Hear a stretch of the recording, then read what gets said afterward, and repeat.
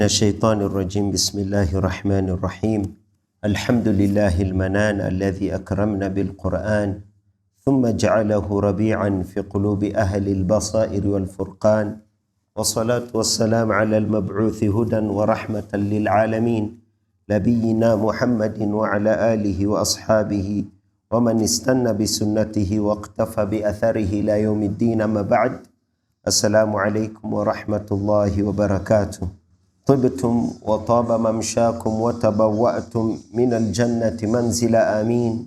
Alhamdulillah, tumepata nafasi nyingine na fursa ya kuendelea kuisoma kitabu cha Mwenyezi Mungu katika nyumba kati ya nyumba za Mwenyezi Mungu Subhanahu wa Ta'ala. Jana tulianza tafsiri ya surati Abasa na tukaona uhusiano ulioko baina ya surati Abasa na sura iliyoitangulia naye ni Naziat. Uhusiano, alaka baina ya surati Abasa na surati Naziat, na tukabainisha ya kuwa katika surati Naziat Mwenyezi Mungu Subhanahu wa Ta'ala alianza kwa kula kiapo, akaapa kwa malaika na akatutajia vikundi tofauti vya malaika. Kati yao Mwenyezi Mungu Subhanahu wa Ta'ala akasema fasabiqati sabqa, akaapa kwa malaika ambao kwamba wanaenda kasi kuwatangulia mashaitani ili kuwazuia mashaitani kuiba siri na zile habari ambazo kwamba Mwenyezi Mungu Subhanahu wa Ta'ala anataka zitekelezwe. Hawa as-sabiqat, Allah akasema fasabiqati sabqa. Hii ni katika surati Naziat. Aliapa kwa malaika ambao kwamba wanaenda kasi kwa kubeba habari kutoka kwake, habari ambazo kwamba zinakuja kwa malaika wengine ili zitekelezwe. Hawa as-sabiqat ambao Mwenyezi Mungu alihapa na wao katika surati Naziat. Ama hapa katika surati Abasa Mwenyezi Mungu Subhanahu wa Ta'ala akataja hawa as-sabiqat ni kina nani. Ndio Mwenyezi Mungu akasema biaidi safara kiramin barara. Hawa ndio hawa as-sabiqat, malaika ambao kwamba hubeba risala na maamrisho ya Mwenyezi Mungu, wanaileta kwa kasi wakishindana ili mashaitani wasiweze kusikia siri hiyo, na wakawaletea wachawi na wasomaji nyota na wapigaji ramli na kuwadanganya wanadamu, ili wanadamu wakaona ya kuwa huyu msomaji nyota na mpigaji ramli kweli ana elimu ya ghaib, kweli ni mtu hatari, ili wasiwadanganye wanadamu. Hawa malaika as-sabiqat huwa ni wenye kupita kwa kasi wakishindana kuleta habari kwa wale malaika ambao kwamba Mwenyezi Mungu aliapa na wao, falmudabbirati amra, malaika wenye kutekeleza maamrisho ya Mwenyezi Mungu Subhanahu wa Ta'ala, wakiwemo Mikail alayhi salam, ambaye majukumu yake ni kuhakikisha ya kuwa mvua inanyesha inavyofaa, mawingu na upepo inakuja inavyofaa, na mimea zinakuwa inavyofaa. Sasa hawa malaika as-sabiqat wenye kushindana hapa Mwenyezi Mungu Subhanahu wa Ta'ala katika Abasa akawataja ni kina nani, na walikuwa kati ya wale ambao kwamba walikuwa ni wenye kushirikiana na Jibril alayhi salam wakati wa kuletwa kwa wahi. Ndio Allah Subhanahu wa Ta'ala akiizungumzia Qur'ani akasema kalla innaha tadhkira. Tafsiri ya jana tuliona kalla maana yake Mwenyezi Mungu anamwambia Mtume sallallahu alayhi wasallam la taf'al la tu'idanna maratan ukhra, usirudie tena kumpa wakati wako na mawazo yako yule ambaye kwamba hataki da'wa, yule ambaye kwamba hataki ukumbusho. Usipoteze wakati na yeye. Ukijiwa na yule mwenye kutaka ukumbusho, yule mwenye kutaka kujua haki, yule mwenye kuwa na nuru ya imani katika moyo wake akataka kujifunza, huyu ndiye aliye na haki ya kupata wakati wako. Mpe attention yako, na wala usimnyime huyu mwenye kutaka kujua haki attention kwa ajili unataka kumpa wakati wako na muda wako yule ambaye kwamba hataki haki. Bimaana yule mwenye kukujia na kutaka kujua haki, sawa na Abdullah bin Amr ibn al-Maktum alipokuja na akasema, allimni ya Rasulallah bima allamaka Allah, ewe mtume wa Mwenyezi Mungu nifunze yale aliyokufunza wewe Mwenyezi Mungu. Yeye alikuja na haja na kiu ya kutaka kujua. Huyu ndiye aliyekuwa na haki zaidi wakati unafanya da'wa, na hii ikawa ni funzo kwetu sisi maduat. Wale ambao kwamba wanaikujia hii haki, wao ndio wenye kustahiki zaidi muda na wakati wako wewe kama dai. Ukijipata katika hali baina ya hali mbili, ima uende ukawalinganie wale ambao kwamba ni wanafunzi wa elimu, wale ambao kwamba wanataka kujua, wale ambao kwamba wamekuja wakakuitisha, ya shekhna tufanyie darsa, na ima uwaendee wale ambao kwamba hawajakuja kukuitisha, wale ambao kwamba hawana wakati, wale ambao kwamba hawataki hiyo da'wa. Ukijipata katika hali kama hiyo, uwapatie wale wenye kutaka da'wa kwanza, kwani wao ndio waliona nini? Haki. Sasa hii ndio uslubi ya maduat. Ndio maana ni bora zaidi kuwafunza wanafunzi wa elimu, hata kama atakuwa ni mtu mmoja misikitini, hata kama ni watu wawili. Hawa wana haki zaidi kwa kuwa wamejileta wakaja wakaketi. Wao wanastahili muda wako na nafasi yako kuliko wale ambao wamebakia mabarazani, wala hawana wakati na muda wa kuja kutafuta elimu, wala hawataki kuliitisha hili elimu. Ama maal asaf, wale ambao kwamba wamekufuru. Waislamu wana haki zaidi kufanyiwa ulinganizi, kufanyiwa da'wa, kufunzwa dini yao. Naam, ikiwa hakuna muda na wakati kwa dai, ima awalinganie wasiokuwa Waislamu ama awalinganie Waislamu kwa kuwafunza, basi dai kama huyu anaambiwa wapatie priority Waislamu. Na hii ndio iliyokuwa hali namna tulivyobainisha siku ya jana. Sasa baada hili tukio, Mwenyezi Mungu akasema innaha tadhkira, ay inna hadha alquran, hii Quran tadhkira, ni ukumbusho. Hii Quran ni ukumbusho. Unafaa mtu akipewa, akisomewa, akumbuke ni nini kilikuwa ni chanzo chake yeye kuletwa duniani. Wama khalaqtul jinna wal insa illa liya'budun. Ibada ndiyo chanzo na ndiyo sababu ya kupatikana kwa wanadamu katika mgongo wa ardhi. Sasa hii Qur'ani ni ukumbusho, unamkumbusha mwanadamu majukumu yake na yale ambayo kwamba anafaa kuyatekeleza, kama tutakavyo fahamu siku ya leo. Sasa Allah akasema innaha tadhkira, hii Qur'ani, hizi ayat za Qur'an ni tadhkira, ni ukumbusho. Faman shaa dhakara, kwa yule mwenye kutaka ukumbusho, basi hii Qur'ani akiisikia itamnufaisha. Kwa yule mwenye kutaka haki, basi hii Qur'ani akiisikia, risala ya haki ikimfikia, maneno ya Mtume sallallahu alayhi wasallam yakimfikia, basi yeye ataifuata hiyo haki. Faman shaa dhakara. Kwa nini? Kwa kuwa hii Qur'ani wallahi haimuongozi yule ambaye kwamba ni maasi, haimuongozi bimaana yule ambaye kwamba hataki haki. Mtu akiisoma Qur'ani kwa malengo ya kutafuta aibu ndani yake, wallahi Qur'ani haitomuongoza. Sawa na kina Abu Lahab, walikuwa wanaisikia Qur'ani ikisomwa, lakini badala yao wao kufuata haki. Umayya bin Khalaf akishukishiwa surati al-Alaq, naam, araita alladhi yanha abdan idha salla, araita in kana ala alhuda au amara bittaqwa alam ya'lam bi anna Allaha yara kalla la illam yantahi lanasfa'an bin nasiya nasiyatin kadhibatin khati'a falyad'u nadiya sanad'u az-zabaniya. Wakati anasikia Mwenyezi Mungu anamtisha katika Qur'an, Umayya bin Khalaf alihisi kushtuka, mwili wake ukisisimuka. Lakini je, aliachana na ukafiri na akafuata haki? La. Je, aliachana na ukafiri akafuata haki? La.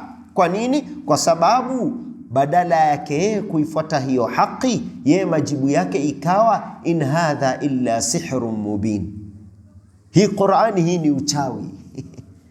Sasa yeye badala anaisikia Qur'ani na anaona inavyomwathiri, badala yeye kuifuata kama haki, kwa kuwa akili yake na nia yake haikuwa ni kuipokea haki, akili yake na nia yake ilikuwa ni kuipinga haki, basi wakati kama huo ikawa hii Qur'ani haimsaidii, haimpi ukumbusho, haimnufaishi. Kwa nini? Kwa kuwa hii ukumbusho tanfa'ul mu'minin, huwanufaisha waumini pekee. Fadhakir fa inna dhikra tanfa'ul mu'minin, kumbusha, kwa kuwa hii ukumbusho, hii Qur'ani huwanufaisha tu wale ambao ni waumini wameamini nayo. Sasa sio kila mtu. Utashangaa, utaona baadhi ya makafiri ni Mwarabu, anaifahamu lugha ya Kiarabu, aweza kuisoma, lakini licha haya yote anaisoma hii Qur'ani na hasilimiki. Ukashangaa mvipi? Ni kwa kuwa hii Qur'ani haimnufaishi yule mwenye kuipinga haki. Hii ukumbusho ni ukumbusho wenye kumnufaisha yule mwenye kutaka haki. Ni wangapi wanasikia maneno ya Mtume sallallahu alayhi wasallam na wanaipinga, bali wanafanya mzaha nacho? Ni wangapi? Na wanajidai ya kuwa ni Waislamu na wanafikiwa na maneno ya Mtume sallallahu alayhi wasallam wanaipinga. Subhanallah, ni wangapi? Ni kwa kuwa wakati anafikiwa na hizo habari, maamrisho na makatazo ya Mtume sallallahu alayhi wasallam, kwake yeye moyoni hataki kuifuata, na kwa kuwa hataki kuifuata, hiyo hadithi haitombadilisha, haitomsaidia, bali itamletea maangamizi. Ndio tukaambiwa al-Qur'anu hujjatun lak am hujjatun alayk, ima hii Qur'ani iwe ni hujja kwako wewe ikakusaidia ikakutetea, ama ikawa ni hujja dhidi yako wewe ikakuangamiza, ikawa ni kesi dhidi yako wewe, kwa mujibu ya namna unavyoipokea. Mwanadamu subhanallah ni kiumbe aliyeumbwa akapewa nini? Free will. Akitaka anafuata, akitaka hafuati. Na ikiwa hataki kufuata, basi wallahi kila aya za Qur'ani akisomewa na ahadithi zote akipewa, bado hatafuata. Hii ndio msiba. Hii ndio nini? Msiba. Ndio Mwenyezi Mungu akatupea aya mingi katika Qur'an, mathalan fala wa rabbika la yu'minuna hatta yuhakkimuka fima shajara bainahum thumma la yajidu fi anfusihim harajan mimma qadait wa yusallimu taslima. Kwa hakika hawa Waislamu hawatakuwa ni waumini wa kisawasawa mpaka watumie maneno yako wewe Muhammad sallallahu alayhi wasallam, mafunzo yako na mwenendo yako katika kuhukumu yale yanayotokea baina ya wao, kisha wasipate uzito wote, haraji yoyote katika nafsi zao, dhiki yoyote katika nafsi yao, ikija katika kufuata maamrisho yako na makataza yako. Sasa leo ni wangapi wanajua aya hii, wanasomewa, kisha anaambiwa Mtume sallallahu alayhi wasallam amekataza hii, amekataza hii, ameamuru hii, ameamuru hii, na mtu bado anakataa? Ni wangapi? Ni wengi. Licha ya kuwa anajua kauli ya Mwenyezi Mungu katika Qur'an, falyahdhari alladhina yukhalifuna an amrihi an tusibahum fitna au yusibahum adhabun alim, wachukue tahadhari wale wenye kukhalifu kwenda kinyume na maamrisho ya Mtume Muhammad sallallahu alayhi wasallam, kwa kuwa wasipoacha kwenda kinyume na maamrisho ya Mtume, wakiendelea kwenda kinyume na namna Mtume sallallahu alayhi wasallam alivyoamuru, watapatwa na fitna ama watapatwa na adhabu yenye kuumiza siku ya Kiyama. Wangapi wamesikia aya hii na bado wanasikia Mtume sallallahu alayhi wasallam ameamrisha na amekataza na bado hawafanyii kazi? Na haya Mtume sallallahu alayhi wasallam aliyatabiri akisema ya kuwa mmoja wenyu atakujiwa na kauli yangu, wa huwa muttakiun ala arikatihi, huku amejiegemeza, amejilaza juu ya kitanda chake, ama juu ya sofa yake ama kiti ambacho kwamba analipumzikia, amejilaza, anakujiwa na kauli yangu, fayaqulu, anasema in kana ma kana fi kitabillah ittaba'nahu wa illa falah. Ikiwa hiyo maneno ya Mtume sallallahu alayhi wasallam iko katika kitabu cha Mwenyezi Mungu Qur'an, nitaifuata. Lakini ikiwa haiko katika Qur'ani, basi ni khiari, nikitaka nitafanya, nikitaka sitafanya. Wangapi wanaofikra potovu kama hii? Na Mtume alishasema sallallahu alayhi wasallam. Sasa alhasil ni sisi tuelewe akili zetu na nafsi zetu na moyo zetu namna zinavyofanya kazi. Ukitaka haki utaifuata. Ikiwa unataka kuipinga haki, ikiwa hautaki kuifuata haki, hata usomewe Qur'ani mzima na hadithi zote hautofuata. Ikiwa unataka haki, utaambiwa hii Mtume sallallahu alayhi wasallam hakufanya, hii ni uzushi na Mtume amekataza sallallahu alayhi wasallam, lakini wewe bado utalifanya.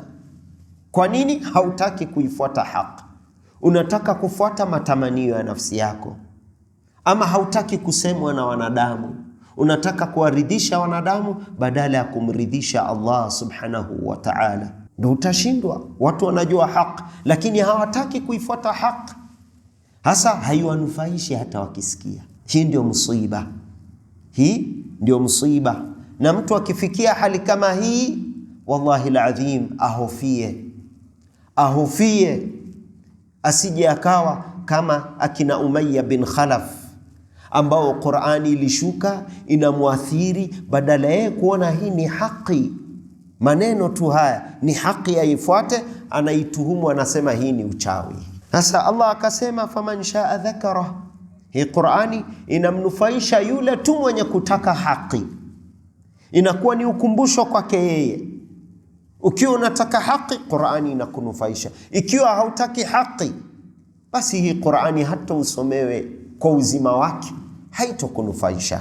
Kisha Allah akasema, na hii ndio nature ya Qur'an, hii ndio uhakika wa Qur'an. Ukiisoma kwa kuwa unataka haki, inakunufaisha. Lakini ukiisoma ama ukiisikia na hautaki kuifuata hiyo haki, haikunufaishi, bali hali yako itadhoofika zaidi. Wal'iyadhu billahi min dhalik. Inna Allah la yarfa'u bihadha alkitab aqwaman. Allah subhanahu wa ta'ala kwa sababu ya hii Qur'ani analijalia Qur'ani kuwa sababu ya watu wengine kunyanyuliwa na kupewa cheo mbele yake, na pia analigeuza hili Qur'ani kuwa sababu ya baadhi ya watu wengine kufanya nini? Kushikishwa hadhi na kuwekwa minal ardhalin kwa sababu ya hii Qur'ani. Ukifuata, ukitaka haki ya Qur'ani, itakuathiri na itakusaidia kupanda daraja mbele ya Mwenyezi Mungu. Ikiwa utaki hiyo haki, itakuwa ni sababu yako wewe kupoteza hadhi na kushukishwa daraja na kuwekwa min asfalil asfalin, ukawa kati ya wale waliokuwa chini zaidi. Hii Qur'an innaha tadhkira faman shaa dhakara fi suhufin mukarrama. Allah akaisifu hii Qur'ani, kimeandikwa katika kurasa ambazo kwamba zimetakaswa na Mwenyezi Mungu na zimekirimiwa na Mwenyezi Mungu. Ndio maana ndugu mpenzi katika imani, hata na mimi Muislamu bila ya tahara sifai kuiguza nini? Qur'an. Sifai kuiguza nini? Qur'ani kwa ngozi yangu. Ni kitabu kimekirimiwa, kimeandikwa na kuhifadhiwa katika nini? Kurasa ambazo kwamba zimekirimiwa na Mwenyezi Mungu, zikapewa cheo. Marfu'atin mutahhara, kitabu ambacho kwamba Mwenyezi Mungu Subhanahu wa Ta'ala ameinyanyua juu ya kila kitu, kimepewa cheo juu ya kila kitu. Kisha mutahhara, la ya'tihi al-batil min bayni yadayhi wala min khalfi, haijiwi kwa porojo ama upuzi, ama haifikiwi na kuingiliwa na batil. Porojo, upuzi, uongo, uovu haiwezi kamwe kuingilia hii Qur'an. Maneno yake haiwezi badilishwa. Hii Qur'ani la yatihi albatil. Mtu hata akitaka kuichanganya na maneno yasiyo Qur'ani bado tutamjua, tutamgundua. Ukisikia hivi utasema hii si Qur'ani. Ukisikia Qur'ani Mtu akiichanganya na maneno yenye sio Qur'ani, hata kama wewe sio msomi, utajua hii si Qur'ani. Mwenyezi Mungu ameitahirisha kutokamana na uovu na uongo na porojo ya aina yote. Mwenyewe ndio mwenye kuihifadhi. Hata wewe ukisoma, ikiwa utafanya makosa, mwenyewe unahisi ni kana kwamba nimefanya makosa, nimeruka aya ama nimesoma hii aya kivingine, mwenyewe unahisi moyoni mwako, yani mwenyewe bila kuambiwa, na umekosea. Labda unaswali peke yako ama unawaswalisha watu ambao kwamba hawajahifadhi hiyo sura. Ukikosea mwenyewe unahisi kuna aya nimeruka, kuna makosa nimefanya, kuna namna nimeisoma hii Qur'ani kinyume. Mwenyewe unahisi. Ni kitabu Mwenyezi Mungu Subhanahu wa Ta'ala amelipa cheo marfua kisha mutahhara, akalijalia kuwa ni tahir min kulli batil wa min kulli idtirab. Hii Qur'ani haigongani, haina contradiction ndani yake, halipingani. Hautapata aya hii asema hivi na hii nyingine asema kinyume. Hii Qur'ani haina sifa hiyo. Vitabu vingine vina sifa hivyo na sote twavijua. Mara hapa waambio fulani alikuwa mwaka 21 akiwa mfalme, na huku kwingine unaambiwa huyo fulani hiyo mwaka alikuwa mfalme mwaka moja, lakini alikuwa umri wake mwaka 42. Haya, sasa tufuate gani? Tuachane na gani? Hii ni katika nini? Biblia hicho kinagongana kila mahali, pingamizi kila mahali, contradiction kila mahali, sio siri. Lakini hii Qur'ani mutahhara, haina aibu kama hizo, haina aibu kama hizo. Je, hii si muujiza? Wallahi alazim, Qur'ani ndio muujiza mkubwa zaidi aliyekuja naye Mtume Muhammad sallallahu alayhi wasallam. Je, kuna kitabu kingine ambacho kwamba mwanadamu anaweza kuhifadhi cover to cover kuliko kando na Qur'ani? Hakuna. Hata Taurati haijawahi hifadhiwa, hata Injili, hata na Zaburi. Lakini hii Qur'ani peke yake, na ni kubwa zaidi ya hizo vitabu. Hii Qur'ani Mwenyezi Mungu ameifanya muyassaran lilhifdh walidhikr, walaqad yassarna alqur'ana lidhikr. Mwenyezi Mungu amelifanya hii Qur'ani kuwa rahisi kwa mtu kufanya nini? Kuikumbuka, kuihifadhi, kuisoma. Subhanallah. Sasa hii ndio uhakika, nature ya Qur'an. Allah anaizungumzia kisha akasema biaidi safara. Hili Qur'ani lilitumwa na likabebwa na kwenye mikono ya malaika ambao ni nani? Safara. Sasa hawa malaika safara hawa ni fasabiqati sabaqa katika surati an-Nazi'at. Moja wapo ya hawa fasabiqati sabaqa ambao Mwenyezi Mungu aliwazungumzia katika surati an-Nazi'at, malaika wenye kwenda mbio kubeba maamrisho ya Mwenyezi Mungu, wakaja naye kwa kasi ili isiibiwe na mashaitani, wakasikia siri wakawafikishia wachawi na wasomaji ramli na wasomaji nyota na wapigaji ramli, ambao kwamba subhanallah, ma'al asaf, licha ya kuwa katika musnad ya Imam Ahmad bin Hanbal na katika ahadith, yani vitabu vingine vya ahadith, Sunan an-Nasai, at-Tirmidhi, hadithi ya Mtume sallallahu alayhi wasallam ya kiwaziwazi akisema, man ata kahinan au arrafan fasa'alahu wa saddaqahu faqad kafara bima unzila ala Muhammadin sallallahu alayhi wasallam. Atakayemwendea kahinan ni kuhani yupi? Mpigaji ramli, au arrafan, msomaji nyota. Kasema hii nyota yako inazuiwa na mtu fulani. Subhanallah, wakawa wanafanya kazi ya shaitan kuwagonganisha watu. Innama yuridu shaitan an yuqi'a bainakum al-adawata wal baghdha. Hiyo ndio kazi ya shaitan, kuleta uadui na chuki baina ya watu. Sasa hawa makahin na maarafu fanyia kazi mashaitani tu, wanasoma nyota yako fulani amekunyang'anya nyota. Subhanallah. Je, anayo uwezo wa kukunyang'anya riziki ambao Mwenyezi Mungu amekukadiria? Fulani amekunyang'anya nyota, kisha wewe unakuwa na chuki na uadui dhidi ya huyo fulani. Sasa Mtume sallallahu alayhi wasallam akasema, atakaoendea hawa wasomaji nyota na wapigaji ramli, akawauliza jambo, wakamtizamia, kisha wakampa majibu na akaamini na hayo majibu, basi amekufuru kwa yale aliyekuja naye Mtume Muhammad sallallahu alayhi wasallam. Yani amekufuru na Uislamu. Maala asaf, baadhi ya hawa wapigaji ramli na wasomaji nyota ndio maimamu wetu baadhi ya maeneo. Wallahi tuambiane ukweli ili tusishikwe mashati siku ya Kiyama. Hawa ndio baadhi ya maeneo maimamu wetu na walimu wetu na mashekhe wetu. Subhanallah, subhanallah. Na hawa ndio waliokemewa na Mwenyezi Mungu na Mtume sallallahu alayhi wasallam. Hawa ndio wale ukiwasikia tu hivi, Mtume asema katika hadithi nyingine sallallahu alayhi wasallam, man ata kahinan au arrafan fasalahu falan tuqbal anhu salata 40 yawmin. Atakayemwendea mpigaji ramli na msomaji nyota ambao hufanya kazi na mashaitani, wanaenda wanasikiza siri, wanawaletea. Ndio maana Mwenyezi Mungu akiweka hawa malaika as-sabiqat, wenye kwenda mbio na habari, ili mashaitani wasifanye nini? Wasiibe hiyo siri wakawapelekea hawa wafanyikazi wao na wenye wanafanya kazi nao, hawa makuhani, hawa makahin na maarraf, wasomaji nyota na wapigaji ramli. Sasa hawa watu Mtume sallallahu alayhi wasallam asema, atakayewaendea akawauliza tu, waonaje hii, hata kama hatoamini na yale atakayoambiwa, swala yake ya siku 40 atakuwa anaswali lakini hapati thawabu.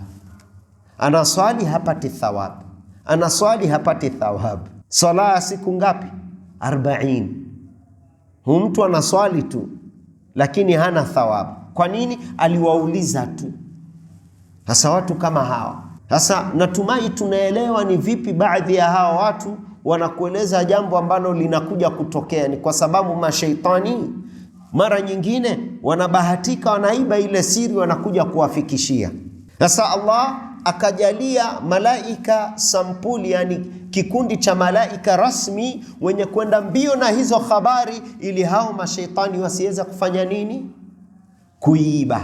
Sasa hawa malaika katika naziat Mwenyezi Mungu akawaita nani? As-sabiqat. Fasabiqati sabqa. Wanaenda mbio na habari na maamrisho, ili hao mashaitani wasiweze kusikia siri, wakapeana kwa hawa wachawi, hawa makuhani, hawa wapigaji ramli na wasomaji nyota, wasiwafikishie. Sasa hapa Mwenyezi Mungu akawaita kikundi cha hawa malaika ambao kwamba walikuwa wanashirikiana na Jibril alayhi salam, sufara lillahi baina Allah wa ibadi. Ni kana kwamba hawa malaika ni ambassadors, mabalozi, wanabeba habari kutoka kwa Allah, wanawaletea wanadamu kwa njia ya wahi, kwa kuwapitia mitume. Hasa hawa Allah akasema biaidi safara. Hawa malaika ndio nani? Safara. Mwenyezi Mungu akawasifu na kuwataja ya kuwa hao ni nani? Safara. Na wao ndio waliokuja wakishirikiana, wakiongozwa na Jibril alayhi salam kuileta nini? Wahi. Sote twafahamu, subhanallah, matukio yaliyokuwa yanatokea wahi ikiletwa kwa Mtume Muhammad sallallahu alayhi wasallam. Hasa hawa malaika Allah akasema, akawaita safara, na wao ndio walioibeba hii Qur'ani kumletea Mtume Muhammad sallallahu alayhi wasallam, wakiongozwa na nani? Jibril, kama wahi. Kisha Allah akawasifu hawa malaika kiramin barara. Mwenyezi Mungu amewakirimu, Mwenyezi Mungu amewanyanyua, Mwenyezi Mungu akawapa hadhi na cheo. Kisha wanasifa barara, ay ashabu dhawil birri, ni watiifu, wanamcha Mwenyezi Mungu na wanamtii nani? Mwenyezi Mungu subhanahu wa ta'ala. Sasa hii ni uhusiano baina ya hii sura na An-Nazi'at. Kisha tutakuja kuona uhusiano baina ya surati Abasa na surati Nazi'at na surati Naba amma yatasaalun. Tutakuja kuona uhusiano baina ya hizi sura zote tatu, na ndio utamu wa tafsiri hii ya Ibn Uthaymeen alayhi rahmatullah. Ama leo ndugu wapenzi katika imani, tukiendelea, Mwenyezi Mungu baada ya kutaja sifa za Qur'ani ya kuwa inamnufaisha tu yule mwenye kutaka nini? Haki. Na subhanallah, Mwenyezi Mungu akaja kututajia uhakika wetu sisi kama wanadamu mbele ya hii haki. Haki ikikufikia namna watu wana behave. Allah akasema qutila al-insanu ma akfara. Qutila ay lu'ina, amelaaniwa huyu mwanadamu kwa ukafiri na kufuru aliyojichukulia na kujichagulia. Hasa sio kila mwanadamu amelaaniwa, la, yule mwenye kuipinga haki, kwa kuwa neno kafara maana yake aba, kadhaba, amekataa kuifuata haki, ameikadhibisha haki. Hiyo ndio maana ya neno kafara. Hasa hapa Mwenyezi Mungu anasema qutila al-insanu, amelaaniwa mwanadamu, ma akfara, kwa sababu ya kitendo chake cha kufuru. Sasa nani waliolaaniwa? Makafiri na washirikina na wanafiki, na wala sio Waislamu na wala sio waumini walioamua kuifuata haki baada ya kuisikia na kuitambua. Qutila al-insanu maana yake lu'ina, amelaaniwa. Na baadhi ya wanazuoni wakasema uhlika, ameangamizwa. Hasa neno qutila ina maana ngapi?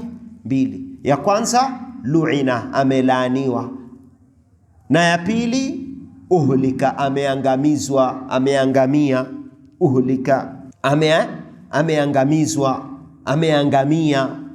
Sasa mwanadamu atakayefikiwa na hii haki, innaha tadhkira, ambaye ni ukumbusho, akaipinga, basi analaaniwa. Mwanadamu anayefikiwa na hii haki, innaha tadhkira, ni ukumbusho, akafikiwa na haki kisha akaipinga, basi uhlika, ameangamizwa, amejiletea maangamizi kwa kitendo cha kuipinga haki. Amejiletea nini? Maangamizi kwa kuikataa haki. Uhlika, ameangamia. Na hii ni uslubu ambao kwamba Mwenyezi Mungu Subhanahu wa Ta'ala ameitumia, na Waarabu walikuwa wanaitumia sana wakisema qutila fulanun ma akhbathahu, fulani ameangamia, ma akhbathuhu. Je, kuna mfano mwingine wa mtu? Yani huu ndio mfano mbaya zaidi, huu ndio mtu mbaya zaidi, yani mtu akhbath, mtu muovu zaidi, mtu muovu zaidi kati ya watu wake, na amelaaniwa, yani ameangamizwa ama amewekwa mbali na rahma ya Mwenyezi Mungu Subhanahu wa Ta'ala. Hasa hii ni uslub ya kilugha ya kukemea na kuonyesha hali mbaya ya mwanadamu. Qutila, uhlika, am lu'ina. Na maana ya neno lu'ina ni mwanadamu kuwekwa mbali na rahma ya Mwenyezi Mungu. Subhanallah, tizameni, rahma ya Mwenyezi Mungu ndio sababu ya mtu kuingia katika janna. Sawa? Rahma ya Allah ndio sababu ya mtu kuingia janna. Lakini mtu akiwekwa mbali na hiyo rahma, je, ataingia katika janna? Ndio maana ya neno qutila, lu'ina. La'natullahi maana yake ni huu mwanadamu amewekwa mbali na rahma ya Mwenyezi Mungu Subhanahu wa Ta'ala. Al-ib'adu an rahmatir rahman, kuwekwa mbali na rahma ya mwingi wa rahma. Je, utaingia katika janna? La. Sasa huyu mwanadamu anayelaaniwa hapa, wanazuoni wote wamesema almuradu bil insani huna alkafiru khasatan wa laysa kullu insanin liqawlihi fima ba'da ma akfara. Anayekusudiwa hapa mwanadamu aliyelaaniwa nani? Kafiri tu, makafiri khasa, nao ni washirikina na wanafiki wote ndani yao. Fima, kwa kuwa baada ya haya Mwenyezi Mungu akasema ma akfara, akataja sababu ya hawa wanadamu makafiri kulaaniwa na kuangamizwa. Sababu yake ni nini? Ma akfara, namna walivyokufuru. Na subhanallah, pia yahtamilu, maana yake pia yaweza kuwa mwanadamu akikataa haki, madama yeye ni mwanadamu, anaangamia. Subhanallah, lianna akthara bani adam kuffar, kwa kuwa wengi kati ya wanadamu ni makafiri. Na hii ndio katika hadithi sahihi Mtume sallallahu alayhi wasallam anasema anna Allah yaqulu yawm alqiyama, Mwenyezi Mungu atasema siku ya kiyama, ya Adam, ewe Adam, fayaqulu labbaika wa sa'daik, anaitikia labbaik wa sa'daik. Fayaqulu lahu Allahu azza wa jalla, Mwenyezi Mungu anawaambia Adam, baba yetu Adam, akhrij min dhurriyyatik ba'than ila an-nar, akhrij min dhurriyyatika ba'than ila an-nar. Fayaqulu ya rab wama ba'thu an-nar, qala min kulli 1999. Subhanallah. Yani Mwenyezi Mungu anawaambia Adam, toa kutoka kati ya watoto wako ba'than, pote ambacho kwamba kinaingia motoni. Adam anaambiwa hivyo, kisha Adam anauliza, ya Rabb, ewe Mola wangu, wama ba'thu an-nar, na hili pote la moto ni kina nani? Ama ni nini kinachokusudiwa, pote ama kikundi cha kuenda kutupwa ndani ya moto wa Jahannam? Kisha Mwenyezi Mungu anamjibu, anamwambia min kulli alfin, kwa kila wanadamu 1000, kwa kila wanadamu 1000 pote la moto wa Jahannam 999 ni 999, 999, yani kikundi cha watu wa moto wa Jahannam, kati ya wanadamu, kati ya watoto wa Adam, kati yetu sisi wanadamu, kwa kila kikundi cha wanadamu 1000 siku ya Kiyama, mmoja tu ndo anaingia janna. 999 ni pote la moto wa Jahannam. Wal'iyadhu billahi min dhalik. Narudia, hii hadithi ambaye ni hadithun qudsi ndani ya Sahih al-Bukhari, kitabu tafsiri al-Qur'ani, mlango wa kuifasiri Qur'ani, mlango ambao kwamba inazungumzia aya watara nnasa sukara, utaona watu wamelewa, ni kana kwamba wamelewa, yani siku ya Kiyama. Hadithi ya Abi Sa'id al-Khudri radhiyallahu anhu wa ardah, Mwenyezi Mungu atamwambia Adam, ewe Adam, toa kutoka kwa watoto wako, yani kizazi chako, pote la moto wa Jahannam. Kisha Adam anauliza, ya Rab, wama ba'thu an-nar, hili pote ambao wataekwa katika moto wa Jahannam, yani ni kina nani? Yani nipe sifa ama nibainishie. Kisha Mwenyezi Mungu anawaambia, min kulli alfin, kwa kila kikundi cha wanadamu 1000 siku hiyo ya Kiyama, 999, watu 999 ni watu wa moto wa Jahannam. Ama mmoja tu anaingia janna. Kama utafanya fractions, maana yake siku ya Kiyama wanadamu wenye kuingia ndani ya janna ni 1/1000, yani ni 0.001. Subhanallah. Bimaana wengi wa wanadamu wameangamia. Ndio wanazuoni wakasema hapa, qutila al-insanu ma akfara, maana yake ni wanadamu wote wameangamia kwa ukafiri wao, kwa wingi wa wale wenye kukufuru. Wal'iyadhu billahi min dhalik. Hadithi hii ni hadithul qudsi, kwa kuwa ni maneno ya Mwenyezi Mungu Subhanahu wa Ta'ala, na inanipa hofu mno moyoni mwangu. Zingatieni, subhanallah, kwa kikundi cha watu 1000, mmoja tu anaingia janna, 999 wote pote la moto wa Jahannam. Je, hii haitoshi kututia hofu moyoni? Subhanallah, haitoshi kututia dhiki moyoni? Wal'iyadhu billahi min nari Jahannam. Kisha Mwenyezi Mungu katika maneno yake, ma akfara, ay ma istifhamia. Hii ma, baadhi ya wanazuoni wanasema ni ma ya kuuliza swali. Ni vipi wanakufuru? Mwanadamu ameangamia, mwanadamu amelaaniwa, ni vipi anakufuru? Ma akfara ayu shay'in akfarahu, ni kitu kipi kinamjalia yeye akufuru? Je, mwajua mbona hii swali inaulizwa? Ni kwa sababu wallahi alazim, baada yake Mwenyezi Mungu anatutajia kila kitu kilichofungamanishwa kwa kuumbwa kwetu.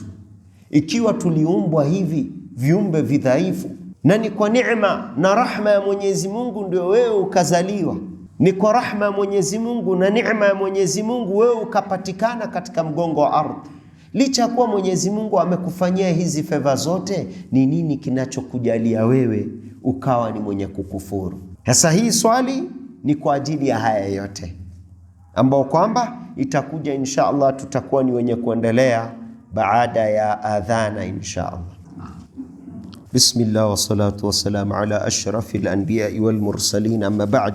Naam, Allah subhanahu wa ta'ala akauliza swali, naam, ma akfara, ni nini kilichomjalia hu mwanadamu kukufuru? Na hapa wanazuoni wakasema kauli ya kwanza, hii imani istifhamia, ni maa ya kuuliza swali, ni nini kilichomjalia hu mwanadamu kukufuru licha ya kuwa tumempa kila kitu, tumemuumba akiwa sio chochote.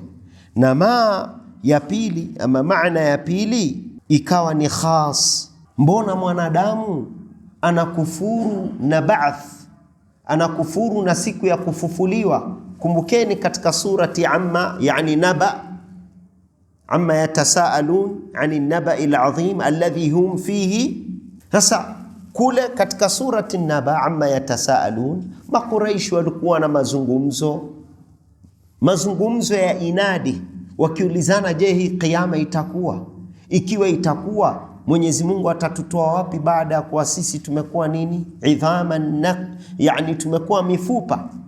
Ama namna katika surati Yasin, Mwenyezi Mungu akiwazungumzia hao Makuraishi akisema, wadharaba lana mathala, walitufanyia sisi mfano, wanasiya khalqa, na huyu mwanadamu akasahau namna tulivyomuumba yeye kutoka yani hakuwa chochote.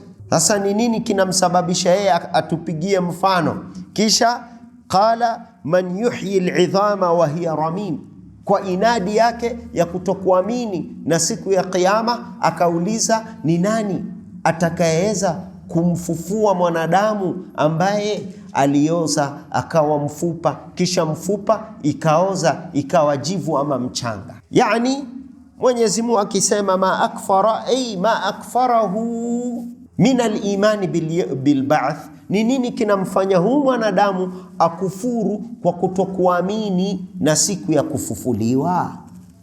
Na hii ndio Nabaul Adhim katika surati Naba, amma yatasaalun, ikizungumzia habari za kiyama, na surati Naziat ikazungumzia matukio kabla ya siku ya kiyama, wakati mtu anahudhuriwa na nini? Na kifo. Wanaziati naz'a, wanaziati gharqan, wanashitati nashta, hali yetu wakati nafsi inatolewa. Hasa hizi ndizo alaka baina ya hizi sura tatu. Surati Abasa pia baada ya hapa itaanza kuzungumzia hali ya siku za kiyama, namna katika surati Naziat, fa idha jaat at-tamatul kubra yawma yatadhakkaru al-insanu ma sa'a wa burrizatil jahimu liman yara. Namna kule katika Naziati kaanza kuzungumzia kiyama pia, na hapa itazungumzia kiyama tena. Lakini kabla ya hapa, sikizeni hali ya mwanadamu na namna sisi tunavyo click, na namna sisi tunavyofikiria, na namna Mwenyezi Mungu anavyotufanyia nini rad, anavyoturudi, ili wanadamu watafakari. Allah akasema, min ayi shay'in khalaqa, huyu mwanadamu ambaye kwamba anakufuru, na wa min anwa'i kufrihi, na kati ya aina za kufri za ukafiri ambao kwamba amekufuru huyu mwanadamu kwayo ni al-kufru bil yawmil ba'th, kukufuru na siku ya kufufuliwa. Hii ni mojawapo ya ukafiri ambao kwamba huyu mwanadamu amekufuru kwayo, kwa kutokuamini na nguzo ya tano ya imani. Mwakumbuka nguzo sita za iman, an tu'mina billahi wa malaikatihi wa kutubihi wal yawmil akhir, naam, wa an tu'mina bil qadari khairihi wa sharrihi, Kwa hawezi kuwa muumini mpaka uamini na siku ya mwisho, mpaka uamini na siku ya jaza yaumuddin, mpaka uamini na siku ya kufufuliwa yaumul ba'th. Sasa ni nini kinamfanya huyu mwanadamu akufuru kwa kutokuamini na siku ya kufufuliwa, ila hali Allah akasema min ayi shay'in khalaqa, na hii min ni istifhamia ya kuweka swali. Min harful istifham, herufi la kuuliza swali. Huyu mwanadamu ameumbwa na nini? Ametokamana na nini? Min ayi shay'in khalaqa, huyu mwanadamu ameumbwa kutokamana na nini? Ikiwa haamini ya kuwa tutamfufua baada ya kuwa ameoza na akawa mfupa na mfupa zikaoza zikawa jivu na vumbi, basi je, ajiulize yeye kumbwa kwake aliumbwa vipi? Min ayi shay'in khalaqa. Kisha Allah akajibu swali akasema min nutfatin khalaqahu, Mwenyezi Mungu amemuumba huyu mwanadamu kutokamana na nutfa. Nutfa ni maji. Nipi sifa ya maji? Ikipatwa na joto inakauka, sio? Ina evaporate ikipatwa na joto, sio? Ikipatwa na baridi inabadilika, sio? Ikiwekwa katika ardhi inaifanya nini? Inainyonya. Hii ndio sifa ya maji. Sasa udhaifu wa huyu mwanadamu, ameumbwa kutokamana min nutfatin khalaqahu, Mwenyezi Mungu amemuumba huyu mwanadamu kutokamana na hii nutfa. Hii nutfa ni manii ya mwanadamu, manii ya mwanadamu. Hii manii, subhanallah, ambaye inapitia njia inayopitia mkojo. Hapo ndipo ametokea huyu mwanadamu, amepitia njia inayopitia nini? Mkojo, akiwa ni nutfa, akiwa ni manii. Hasa ni vipi aanze kupinga ya kuwa watu watafufuliwa? Hii ni swali Mwenyezi Mungu anatuuliza, inafaa tutafakari. Vipi mimi na wewe na sisi tuwe na kibr? Na kibru ni nini? Batrul haq wa ghamtu nas. Kiburi ni mtu kupinga haki na kuwadharau watu. Vipi wewe utakuwa unapinga haki na unadharau watu, na wewe uliumbwa kutokamana na manii, manii iliyopitia njia ambayo kwamba inapitia mkojo?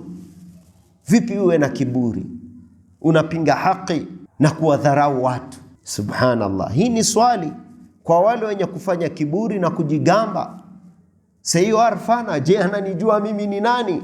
Wallahi, rudi chini, jikumbushe na asili yako. Almuhima hapa Mwenyezi Mungu anawapiga raddi wale wenye kupinga imani ya kufufuliwa, wakisema tukiwa mchanga na jivu Mwenyezi Mungu atatutoa wapi atuadhibu? Na hii fikra imepigwa raddi, imepingwa katika surati Naba amma yatasaalun, ikapingwa katika surati Naziat, na hapa katika surati Abasa pia inapigwa vita hii fikra ya kutokuamini na siku ya kufufuliwa. Ndio Allah akasema min ayi shay'in khalaqa, min nutfatin khalaqahu. Mwanadamu huyu Mwenyezi Mungu amemuumba min nutfa, na hii nutfa hata sio maji mingi, maun qalil, ni maji mdogo sana, maji mdogo sana, sio hata maji itakayojaza kikombe ama sahani, maji kidogo sana. Huku ndiko ametoka. Vipi apinge imani ya kufufuliwa? Vipi awe na kiburi? Vipi awe na kufur? Vipi apinge haki? Subhanallah. Na kinachokusudiwa hapa Mwenyezi Mungu amelizungumzia bado katika hii juzu amma, katika maneno yake, khuliqa min ma'in dafiq yakhruju min baini sulbi wat-tara'ib. Mwanadamu ameumbwa kutokamana na maji kidogo ambaye kwamba inatoka kwa nguvu na kasi, kwa pressure. Hasa vipi huu mwanadamu ambaye kwamba ameumbwa kutokamana na hii manii aje kupinga imani ya kufufuliwa? Kisha Allah akasema min nutfatin khalaqahu, kutokamana na hii maji kidogo, hii manii Mwenyezi Mungu amemuumba. Faqaddara, kisha Mwenyezi Mungu ja'alahu muqaddaran atwaran, Yani Mwenyezi Mungu akawa anamtengeneza kwa makadirio maalum, makadirio ambayo kwamba yaambatana muda na nature. Kivipi? Kwanza alikuwa ni nutfa, kwanza alikuwa ni mani, maji kidogo, kisha thumma alaqa, kisha akawa ni kinyama tu kinachoshikamana na nini? Kizazi cha mama. Thumma mudgha, kisha akageuka akawa kinyama ambacho kwamba kinafanana na kitu kilichotafunwa. Yani hizi ndio stages ya namna mwanadamu anavyoumbwa, anavyokuwa fashioned katika kizazi cha mama. Vipi aje akafanya kiburi, anakataa haki na kuwadharau mitume na kudharau watu wanaoambia haki? Vipi awe na kiburi? Vipi awe na akufuru na siku ya kufufuliwa, ila hali hii ndio asili yake? Na subhanallah, kati ya maneno ambao kwamba yalimjalia mwanasayansi mmoja aitwa Keith Moore, ambaye alikuwa ni mwanasayansi, mwanabiolojia, akasilimika, ni hii hadithi ya Mtume sallallahu alayhi wasallam na ayat za surati al-Hajj. Hii hadithi ambao nitawasomea leo, hadithi ya Abdullah ibn Mas'ud radhiyallahu anhu wa ardah, aliposema hadathana sadiqul masduq, tulihadithiwa, tuliambiwa na yule mkweli ambaye kwamba ukweli wake umebainishwa na kusadikishwa. Nani? Mtume Muhammad sallallahu alayhi wasallam.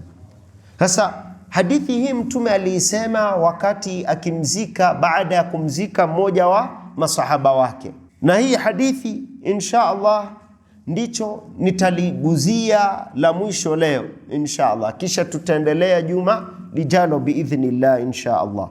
Mtume aliwaambia nini? Nasikizeni, Abdullah ibn Mas'ud anasema tumehadithiwa na mkweli ambao kwamba ukweli wake umefanya nini? Umebainishwa. Hii hadithi ilimfanya huyu mwanazuoni Profesa Keith Moore asilimike na aya za surati al-Hajj. Hii hadithi Mtume alisema sallallahu alayhi wasallam baada ya kumzika mmoja wa sahaba zake, amemzika, kisha baada ya kumzika akawafanyia nini? Mawaidha wale masahaba waliohudhuria, akiwemo Abdullah ibn Mas'ud radhiyallahu anhuma. Mtume alisema nini? Inna ahadakum, yakuwa mmoja wenyu, yujma'u khalquhu fi batni ummihi, anaumbwa, anakusanywa kuumbwa katika kizazi cha mama, 40 yawman nutfatan, siku 40 ya kwanza anakuwa ni nini? Nutfa, maji, nutfa, siku 40 ya kwanza. Thumma yakunu alaqatan mithla dhalik, kisha baada ya hiyo siku 40 nyingine inayofuatia hiyo nutfa, hiyo manii, hiyo maji inageuka inakuwa ni nini? Nyama. Kisha Mtume sallallahu alayhi wasallam, na hii ndio suratul Alaq. Alaq imeitwa Alaq kwa nini? Ikiangazia hii nutfa ambayo iligeuka ikawa nini? Kinyama ambacho kwamba kimeshikamana na nini? Kizazi cha mama. Wakumbuka suratul Alaq. Naam, iqra bismi rabbika alladhi khalaqal insana min alaq, aliyemuumba mwanadamu kutokamana na nini? Nyama ambacho kwamba kilishikamana na kizazi cha mama, kikining'inia, kijinyama bila mfupa, bila chochote, yani mkusanyiko wa damu na nyama. Hii ndio alaq.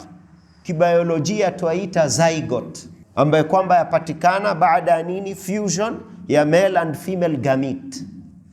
Baada ile maji ya baba kupatana na zile ovules kutoka kwa ovary ya mama, inapatikana hii alaq, na ni baada yani siku 40 huu mwanadamu anageuka kuwa alaq. Na hii suratu Alaq, hii Iqra, ndio sura ya kwanza ya Qur'ani kushukishwa, ndio aya maneno za kwanza kushukishwa katika Qur'an, tusisahau. Sasa hapa Mtume sallallahu alayhi wasallam anasema thumma yakunu mudghatan mithla dhalik, kisha baada ya siku 40 hiyo nyama na damu inageuka inakuwa nini? Kinyama kamili, ni kana kwamba kilitafunwa. Kisha Mtume sallallahu alayhi wasallam akasema thumma yursalu ilayhi almalak, baada ya siku 120, bimaana siku 40 ya kwanza, ya pili, ya tatu. Hizi takriban ni siku 120, bimaana miezi ngapi? Minne. Hapa ndipo uhai unaanza. Life begins, uhai unaanza baada ya siku 120. Haya maneno wanazuoni wa kisayansi, wa kibiolojia, wa embryology waliithibitisha, na ndicho kikawa sababu cha Professor Keith kusilimika, na akasema haiwezekani huyu Muhammad sallallahu alayhi wasallam kujua haya maneno yote hivi exactly, accurately, na hajasoma. Na haya maneno hata sisi ndio tunaigundua hivi sasa, na zama hizo hakukuwa na chochote, elimu yoyote ambacho kinaweza karibisha mawazo ya mwanadamu akaelewa maneno haya. Kwa uhakika huyu lazima ni mtume, alitumwa na Mwenyezi Mungu, akachukua shahada, akasilimika. Sasa almuhim, mtume sallallahu alayhi wasallam anasema baada ya siku 120 katika kizazi cha mama, thumma yursalu ilayhi almalaku fayanfukhu fihi ruh, malaika anatumwa. Huyu malaika anakuja, anapuliza roho katika kizazi cha mama, na hapo ndipo huyu mtoto anapata nini? Uhai. Baada ya siku ngapi? 120. Baada ya miezi ngapi? Minne. Baada ya siku 40 ngapi? 3. Ndiyo malaika anatumwa, anapuliza nini? Roho. Na hivi ndivyo Isa ibn Maryam aliumbwa. Fanafakhna fihi min ruhina. Naam, Mwenyezi Mungu alisema tulimtuma malaika akapuliza katika kizazi cha Maryam, naam, roho. Na kila mtu anaumbwa hivyo, kila mtu kuanzia Adam alayhi salam mpaka mtu wa mwisho, hata na Isa ibn Maryam tuliumbwa hivyo hivyo kwa kupuliziwa nini? Roho katika kizazi cha mama, isipokuwa Adam aliumbwa, Mwenyezi Mungu alimuumba kwa mikono yake, kisha Mwenyezi Mungu akampulizia nini? Roho. Kwa hivyo haimfanyi kuwa nini? Unique. Na kabla ya kupokea swali, Mtume sallallahu alayhi wasallam akasema huyu malaika anaamrishwa kuandika vitu vinne: riziki ya huyu mtoto, kifo cha huyu mtoto, amali ya huyu mtoto, shaqiyun au sa'id, atakuwa mtu muovu ama mtu mwema. Kwa mujibu ya elimu ya Mwenyezi Mungu iliyotangulia, Mwenyezi Mungu alijua namna huyu mwanadamu atakuwa kabla ya kuumbwa, kwa kuwa elimu yake imetangulia kila kitu. Naam. Kisha Mtume akawaambia maswahaba ya kuwa mmoja wenyu aweza fanya vitendo vya watu wa moto wa Jahannam mpaka akaikaribia Jahannam, makadirio ikaingia, akafanya vitendo vya watu wa janna, akaingizwa janna. Na kinyume chake, mmoja wenyu aweza fanya vitendo vya watu wa janna mpaka akalikaribia janna umbali wa kumbo na ncha ya vidole hivi, kisha akachana na vitendo vya watu wa janna, akashikamana na vitendo watu wa nar, akaingizwa ndani ya moto wa Jahannam. Subhanallah. Sasa hadithi hii kwa urefu wake watubainishia namna tulivyoumbwa katika kizazi cha mama. Na ikiwa hii ndio hali ya halisi ya kuumbwa kwetu katika kizazi cha mama, mbona mtu afanye kiburi akaipinga haki?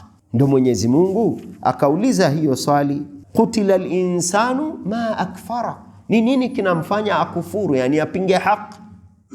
Min ayi shay'in khalaqa, ameumbwa kutokamana na nini? Kwanza ajifikirie. Min nutfatin khalaqahu faqaddara, aliumbwa kutokamana na mani, kisha akakadiriwa. Kisha Mwenyezi Mungu akasema thumma sabila yasara, kisha Mwenyezi Mungu akamfanyia sahali kupita kutoka kwa tumbo cha mama, kizazi cha mama, na kuja katika dunia. Na maana ya pili, thumma sabila yasara, Mwenyezi Mungu akamletea wahyi, ima yeye ataikubali ama ataikataa. Namna Allah akisema thumma hadainahu sabila imma shakiran wa imma kafura.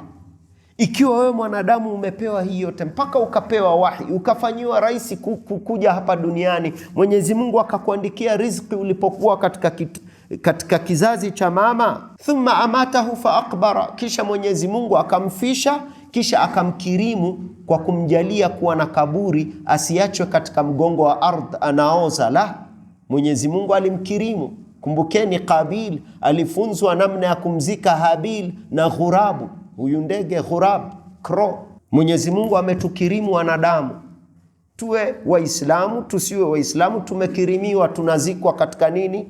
Katika ardhi, na wala hatuachwi juu ya mgongo wa ardhi unaoza unanuka ukiliwa na wanyama. Thumma idha shaa anshara, kisha Mwenyezi Mungu akitaka atamfufua tena huyu mwanadamu. Kalla lamma yaqdi ma amara, ni nini kinamfanya huyu mwanadamu hatimizi yale aliyoamrishwa kuyafanya?